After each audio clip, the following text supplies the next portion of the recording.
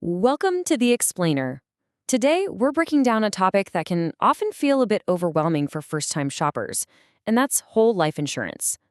We're going to jump right in and look closely at what this coverage actually is, how it works, and why families often choose it to build a steady, long-term foundation. Here's our roadmap for today. First, understanding whole life basics, then the final expense misconception, followed by these 6 types of policies. After that, we'll cover building value and costs, underwriting and term trade-offs, and wrap up with building a steady foundation. Section 1. Understanding whole life basics, the core concept. So, what's the core concept here? Whole life insurance offers lifelong coverage, level premiums that do not increase, and a cash value that builds over time. It's really that straightforward. Your coverage doesn't expire, your payments are locked in for the long haul, and a portion of what you pay goes right into building that cash value component. Section 2. The final expense misconception, looking beyond the funeral. You know, a lot of people just focus strictly on budgeting for a funeral. And hey, that makes total sense, especially since the median cost of a funeral with a viewing and burial sits right around $8,300. But thinking that's the only expense left behind, that's actually a pretty huge misconception. To put things into perspective, roughly 3 million American adults owe more than $10,000 in medical debt alone. When someone passes away, things like medical bills, credit card balances, or car loans don't just vanish. They can easily push final costs way past the funeral itself. This is exactly why families often need broader coverage, so those remaining debts don't suddenly land on their loved ones. Section 3. 6 types of policies, flexibility for different needs. Because every family has a totally different budget and goal, there's more than one way to set this up. In fact, there are 6 main variations.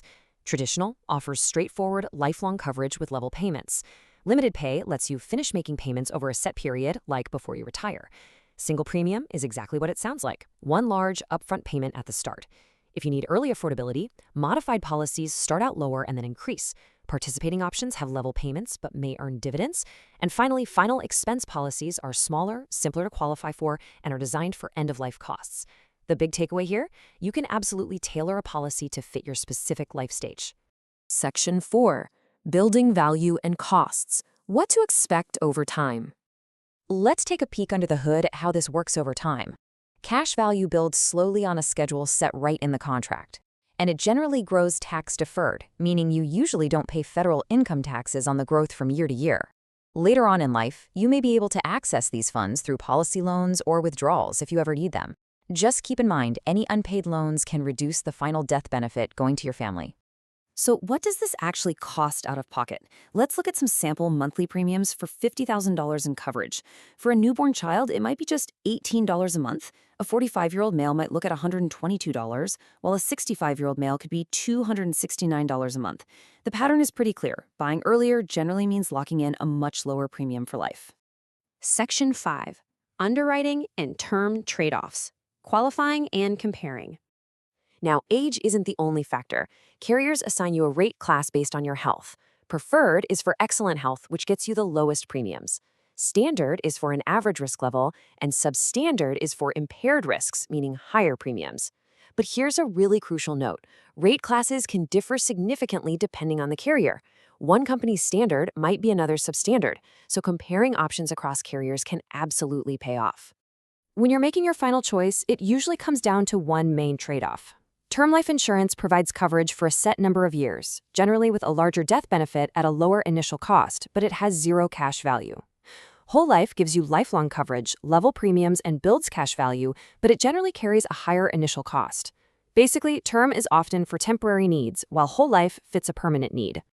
Section 6. Building a steady foundation. The bottom line.